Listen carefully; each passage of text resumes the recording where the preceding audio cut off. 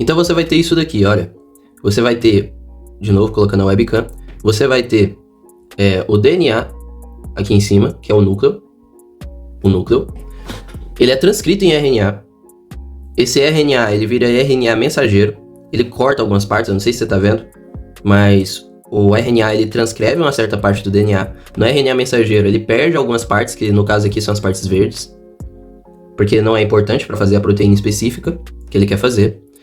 E aí ele vai para a área da tradução, onde ele entra dentro do ribossomo, né? Ele sai do núcleo, vai para o citoplasma, e no citoplasma você tem umas bolinhas vermelhas que são os ribossomos. Você vê as bolinhas quando você vai olhar a estrutura celular de uma célula.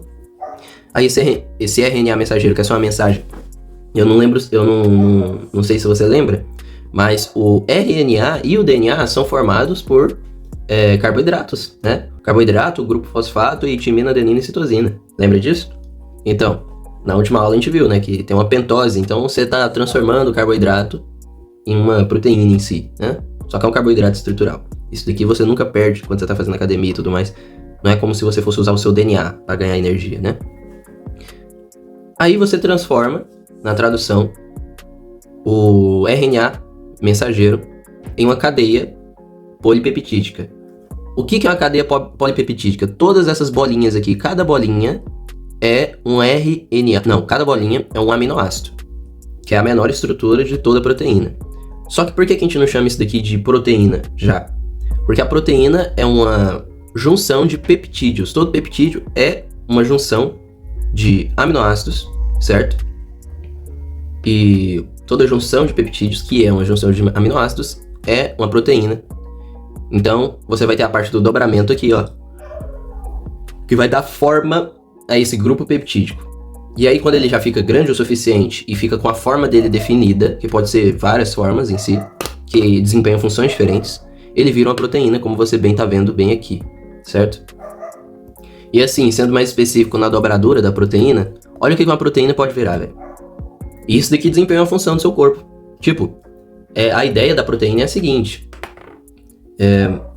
Você cria um martelo com a forma de um martelo para desempenhar a função de bater em um prego. Você cria uma chave de fenda naquela forma para você desaparafusar algo. Você não vai bater um prego com a chave de fenda e nem o oposto, né? E a mesma coisa com as proteínas, elas têm funções específicas e, portanto, são feitas nas formas específicas, tipo essa monstruosidade aqui, né? No mais, as proteínas, elas dão força aos indivíduos, né? Elas agem como estruturas dos indivíduos, elas agem como enzimas, elas agem como... igual eu falei, nos músculos para darem força e tudo mais. E, bom, já que a matéria vai ser proteínas, eu não preciso falar de fibras musculares, mas eu podia falar aqui também. Agora, falando sobre a estrutura química de aminoácido, você vai ter um grupo carboxila, e o grupo aqui ele se chama grupo carboxila porque, se você bem pode observar aqui, isso daqui é um ácido carboxílico.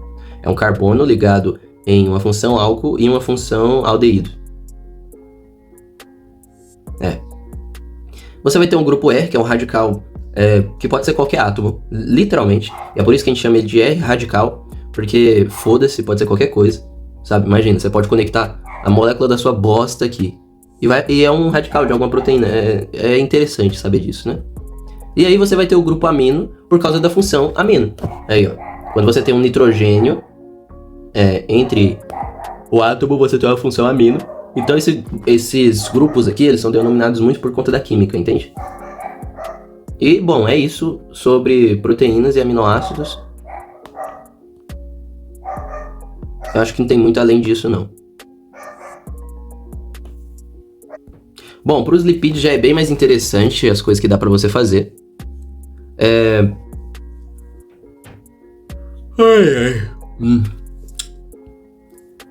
Eu vou pesquisar aqui para você um negócio, quer ver?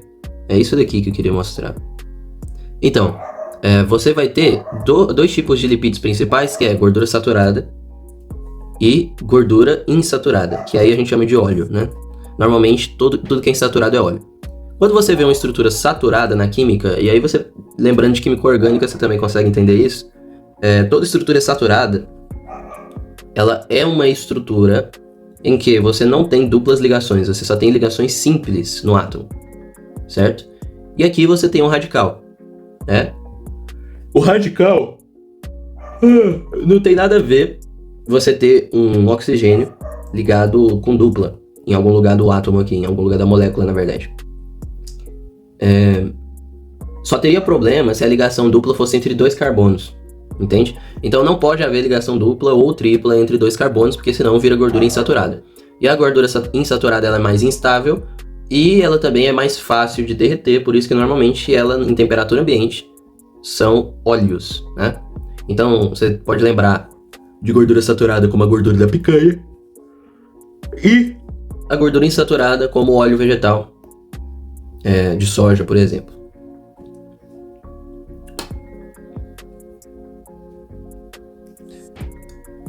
Isso daqui é importante. Na membrana celular, você vai ter uma camada de fosfolipídios, que é algo que eu já estava explicando para você, que ele é trans, né? A cabecinha dele gosta de água, certo? Mas o meio dele não gosta, porque isso daqui é feito de lipídio, o meio vermelho, e a cabecinha do fósforo ela é feita de fosfato, que é polar, então permite a passagem de água, enquanto isso daqui é apolar e não permite. Você vai ter uma camada dupla de fosfolipídio. E quando a água quer ultrapassar essa camada aqui, ela não consegue. Não consegue a não ser que a célula deixe, igual eu falei pra você. Em alguns lugares na célula, isso daqui eu acho que eu vou até... Quer ver?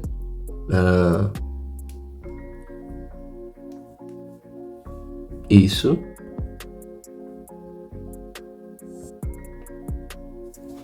Em alguns lugares aqui, ó,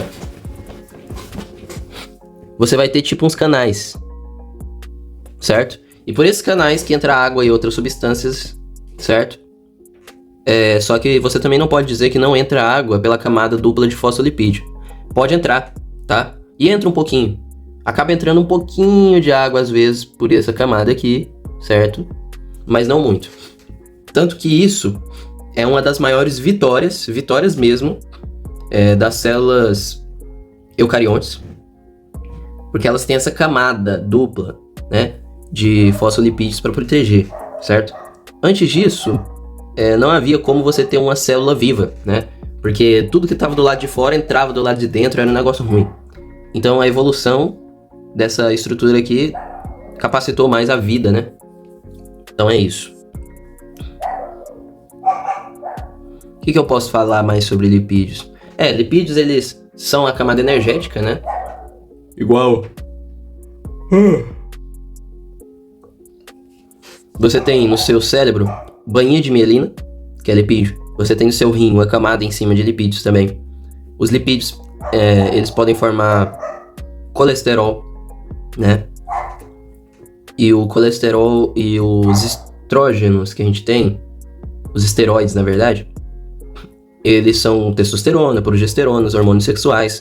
Então tudo deriva do lipídio, né? Uma pessoa que tem um consumo baixo de gordura, né? E quando eu falo isso, gordura boa, tá? Boa gordura. Aquela pessoa que tem baixo consumo de boa gordura, ela tem problemas até mesmo na reprodução, né? E uma coisa que as pessoas não falam, mas a gordura saturada, ela ajuda bem mais do que a gordura vegetal nesses quesitos. E a gordura vegetal tem lá seus problemas na alimentação, coisa que a gordura saturada não tem se você faz academia, né? Mas se você não faz academia, ela pode se acumular nos seus vasos, né? E aí causar algum infarto e essas coisas, que é por isso que demonizaram a gordura saturada, tá? Mas ela é muito menos prejudicial do que os outros tipos de gordura, até porque ela é mais estável, né? E é uma gordura que o nosso corpo reconhece com mais facilidade, até porque todos os animais, eles têm esse tipo de gordura, gordura saturada, que é gordura de verdade, porque senão é óleo, né? A insaturada não é gordura, né? Beleza. Agora vamos por os grupos, tá? E aqui, a última parte da aula, que é a mais importante sobre lipídios, é tipos de lipídio, né? Aqui, ó, você vai ter as gorduras, que são sólidas em meio ambiente, normalmente meio animal, igual eu falei. Óleos líquidos a temperatura ambiente, como em fontes vegetais. A função principal é a reserva de energia do corpo, isolante térmico. Aí você vai ter os fosfolipídios, que é aquilo que eu te expliquei, cara. A estrutura é formada por um glicerol unido, ácidos graxos e um grupo fosfato. Então você vai ter glicerol unido a ácido graxo, que é a definição de lipídio. Todo lipídio é um glicerol unido a ácido graxo, né? Mais um grupo fosfato. Né? No caso da nossa célula é muito simples até. É o grupo fosfato e o glicerol, né? Aí a função é formar uma membrana plasmática de todas as células, controlar a entrada e saída de substâncias. Aí os esteroides, que eu também já tinha explicado. Olha lá, colesterol, hormônios sexuais, testosterona, estrogênio, cortisol. Olha lá, ó. Cortisol é o hormônio do estresse, né? Então, igual eu falei pra você, muito a ver com hormônio, até porque a gente chama de esteroides, né? Aí a função atua na regulação do metabolismo, né? Então, o cortisol te deixa estressado, então ele tá te ajudando a ter um tipo de reação. Na produção de hormônios e estabilidade das membranas. Porque o colesterol, ele desempenha esse papel. Cerídeos é cera, né? Qualquer tipo de cera que existe. Cera de abelha, cera de ouvido e tudo mais. E a função é impermeabilizar e proteger contra a desidratação, né? Aí, a gente costuma dizer que LDL e HDL, que são os tipos de colesterol, você vai ter o logo Deus leva e o hoje Deus livra, né? Que não é isso que significa, mas deram esse nome, porque o LDL é horrível para a saúde, né? Quando ele tá alto, e o HDL é perfeito para a saúde, se ele estiver alto, né? Tinha muitos médicos que acreditavam num negócio errado, que tinham que abaixar todo tipo de colesterol, mas não, é só o LDL, né? E sinceramente, tá saindo novos estudos aí que estão provando que o LDL também não é ruim e é saudável que você tenha ele, se ele tiver exatamente equilibrado com o HDL, os dois no mesmo nível no corpo, né? E se você precisar baixar o LDL, é só você ir tomar sol, né?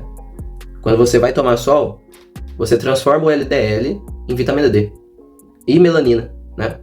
Isso é interessante. Olha aqui, ó, eu tinha perguntado, é vitamina D mesmo, né? Você está no caminho certo, o sol transforma esse composto em vitamina D. Olha lá, é o 7-dedrocolesterol, né?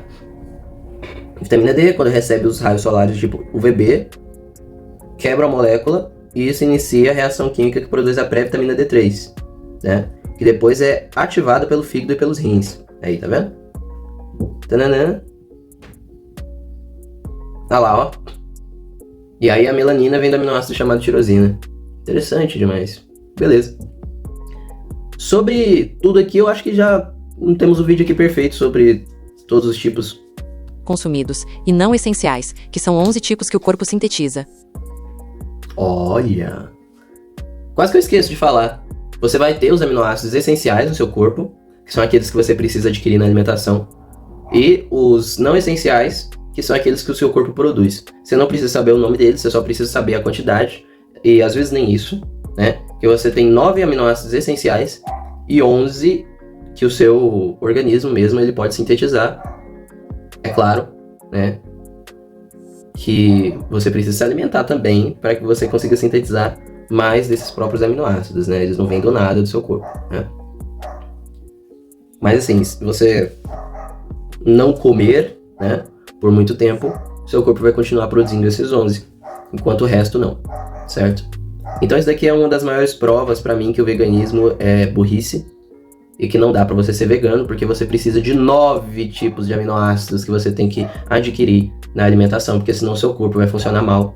E é por isso que os veganos têm uma média de idade péssima. A maioria não chega nem a 45 anos, né?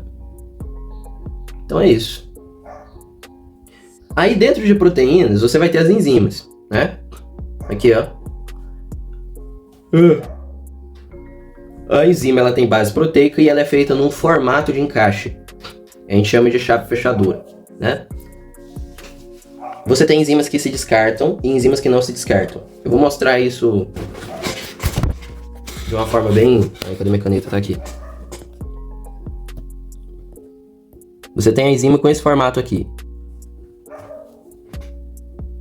E isso necessariamente implica que o negócio que vai se conectar nessa enzima precisa ter um biquinho exatamente assim. E, sei lá, uma forma aleatória. Mas tem que ter esse biquinho. Necessariamente, a enzima tem que ter o formato daquilo que ela vai quebrar. Porque a enzima ela faz isso, ela acelera as reações químicas ou quebra substâncias. Aí eu vou dar um exemplo, que é a enzima... Porque você vai ter a lactose. E o seu corpo não consegue processar a lactose normal. Se você bem lembra, a lactose é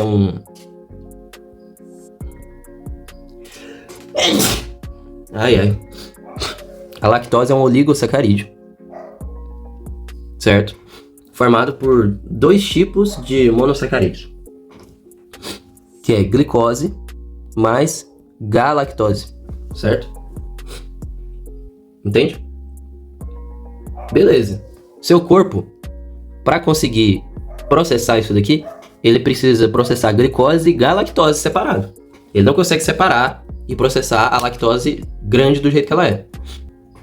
Aí o seu corpo precisa de uma enzima, e essa é bom você saber o nome, que é a lactase. A lactase, ela quebra a lactose e aí transforma em glicose mais galactose, certo? Então a função da enzima, na maioria das vezes, é quebrar moléculas grandes, transformar em pequenas para o seu corpo processar. Olha aqui, ó, como elas funcionam. Reduz a energia necessária para uma reação acontecer. Elas funcionam como catalisadores, né? O catalisador, se eu não me engano, né? Aqui, ó, na química. Na química você tem um gráfico. Você vai ter um gráfico com a energia de ativação, né? Eu vou colocar aqui atrás, ó. Você tem a energia de ativação, EAT, né? Quando você tá com o catalisador aqui, o gráfico fica assim. E a energia de ativação, que é a energia para que a reação aconteça, diminui. Então, isso daqui é quando você adiciona uma enzima, que na verdade a gente chama genericamente de catalisador na química, porque não precisa ser enzima, pode ser um metal, pode ser qualquer coisa. Só que dentro do nosso corpo, já que a gente está mexendo com química orgânica, você vai ter muito provavelmente uma enzima e não um metal desempenhando essa função, né? Aí tá lá. Especificidade. Cada enzima age apenas sobre um substrato específico. Igual eu mostrei, a lactase apenas na lactose, mais nada. Sensibilidade. Deixam de funcionar ou desnaturam se a temperatura ou o pH mudarem muito. Ou seja, quando você fica com febre, você faz as enzimas pararem de funcionar no seu corpo, boa parte delas, por um período de tempo.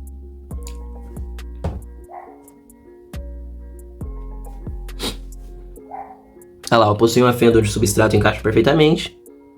Única exceção, existem moléculas de RNA com atividade catalítica chamadas ribozimas, sendo as únicas enzimas que não são proteínas, até porque elas são feitas de RNA e a gente sabe que o RNA, né, ele é um tipo de carboidrato que tem um grupo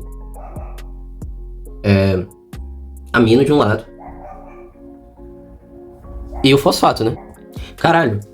Cara, é foda, né, velho? Na nossa célula você vai ter um lugar que tem grupo fosfato. Mas no próprio DNA você também tem, né? Olha lá, o grupo fosfato, o açúcar, que é o carboidrato, uma pentose, e a base nitrogenada, que é timina, citosina, adenina, essas coisas. E na desoxirribose é a mesma coisa, né? Mesma coisa mesmo. Aí, ó. A diferença é que, olha que interessante, velho. Na ribose você tem um átomo a mais. Olha lá, você tem um oxigênio a mais. Na desoxirribose você tem um oxigênio a menos. E é por isso que o nome é desoxirribose, né? O que isso daqui tá dizendo? Des é não. Oxi vem de oxigênio. Ribose de ribose. Então, uma ribose sem oxigênio é a desoxirribose. Caralho, muito foda, muito foda. Tá vendo por que é bom você ficar analisando e brisando no nome? Beleza, cara. É isso aí, tá? Essa daí é a aula final. Acabei falando sobre tudo, né? E ainda revisando algumas partes de açúcares. Tá aí.